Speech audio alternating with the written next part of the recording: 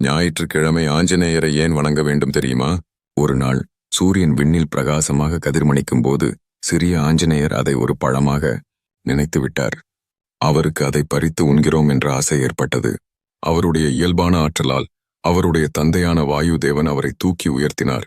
அவன் மேகங்களை கடந்து சூரியனை கண்வெளிக்குள் கொண்டு வந்து விட்டான். இதை பார்த்த இந்திரன் அதிர்ச்சி அடைந்தார். தனது வஜ்ராயுதம் கொண்டு அவரை தாக்கினார். இந்த தாக்குதலால் ஆஞ்சநேயர் முகத்தில் பலத்த காயம் ஏற்பட்டு மண்ணில் விழுந்தார். அவரை பார்த்து வாயுதேவன் கொந்தளித்தார். கோபத்தில் அவர் காற்றை நிறுத்திவிட்டார். இதனால் உலகம் முழுவதும் சுவாசிக்க முடியாத நிலை ஏற்பட்டது. இதை உணர்ந்த தேவர்கள் மகாவிஷ்ணு, சிவன் மற்றும் பிரம்மா கூடிவாயு ஆஞ்சநேயருக்கு பல வரங்களை வழங்கினர். இந்த சம்பவத்திற்கு பிறகு ஆஞ்சநேயர் சூரிய பகவானை தனது குருவாக ஏற்றுக்கொண்டு அவரிடம் கல்வி கற்றார். இந்த சம்பவத்தினால் அவருக்கு சூரிய நமஸ்காரம் செய்யும் பாக்கியம் கிடைத்தது.